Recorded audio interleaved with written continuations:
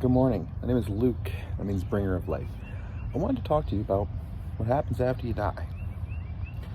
So, to me, when we die, we will go to this place that I call, and was told to call it by the Spirit. Actually, this was by, an angel, Elijah, who met me there when I traveled and visited there recently. But so, in vision, in Gnostic, ecstatic vision, I learned a lot in that, and I was taught a lot. So that the City of Light is a place where all the possibilities of the multiverse exist simultaneously, and consciously you can shape and pick and choose from an infinite number of possibilities of what the City of Light looks like for you. And it is very much heaven-esque, and it's kind of natural, all white. It's white because all things in all places are expressed everywhere around you, which leads to white light, a full spectrum, okay? But so, that's like a transitory place. What does that mean? It means it's a place that you can go in between lives, is the way I look at it, the way it was explained to me.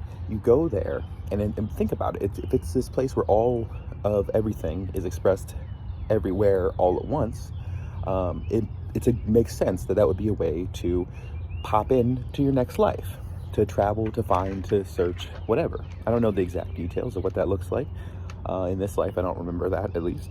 But I think it's something that we've all done many, many times. And the point of all that is I want to tell you that when you have been and will be again, and time is relative. We're only using like temporal words for this for our understanding. The reality is outside of time. So keep that in mind. But the time and time again that you've been there, you've made a decision about what your next life will be and what you need. Now, when I say you, I'm not talking about the you that has the name you have now. I'm talking about the greater eternal you. And when you have struggles in your life, you knew you were going to have those when you chose to enter that life, to observe that life, to be part of that life, and to grow from that life. And I guess that may be helpful as you experience struggles in this life without having that full greater knowledge of self that many people don't have. And most people will never, nobody will ever have fully while they still are flesh in this life. And I say fully, I mean that greater fully. There's different degrees. Of course, some people understand all that we are a little bit better today. Some will understand better tomorrow. Some will not understand at all in this life. They're not ready yet, but they knew that going in. That's the point.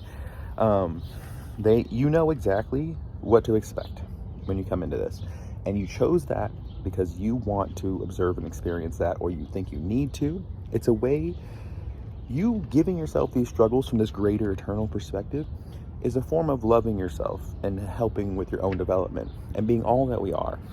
And I want you to understand that at that point, that eternal you, that greater you that's making these decisions in between lives, that's the real you. Does that make sense? This is like, it's like we're watching a training video, training for a new job, right? Perhaps that job is God. Perhaps we're already working it. We're orienting, as they say. We're going through orientation for our job. That's one way to look at it. You could look at it as just a way to observe a beautiful work of art, which is all of creation, right? One section at a time, which is the only way to do it because it is infinite and that greater infinite, right? You have to, if you really want to truly appreciate an infinite art piece, you have to look at it from one piece at a time. Because let's say you continue to be only this eternal being, right? This greater you. And you could look at all of it at once, and you could take in its breath and beauty, this eternal, you could process with your infinite self, this infinite thing, which is part of yourself too, okay? You could do all that. But in the process, if you don't go through and zoom in, such as living the life I'm living the life you're living, you're gonna miss parts of it, I guess. Maybe not in the literal sense as you would think of it, but you're not gonna get that full breadth of experience of the beauty of the art piece, right? And to me, I think that that's one way of looking at all of this, is that you are in a museum looking at a masterpiece. basically, in your way, which is this. And in this moment, this is a part of it you're observing and appreciating. And you'll later appreciate another part, and you've appreciated other parts before. And you're going to walk away from that better than you were before you did that, is what you're doing it for, I guess. Now, all of that to say, and I want to make this very clear, is that the issue that a lot of people run into is they think that there's only this one truth of all things. There's really not. It's in infinity, right? So what all I've just described, I truly know happens on one level, but I also know there are infinite other levels of greater truth than the mundane truth we have here. And the truth that you identify with and are meant to lean into, so to speak, now, may be different than what I've described. Maybe the same, or you may still be searching, as we all are, walking the path for a greater understanding. And all of what I just got are things I've gotten from communion with the divine, the Holy Sophia, the Holy Spirit, Sophia Christ. So that's where it comes from. Cite your sources, and I am all that I am, and so are you, and I love you, and I love myself.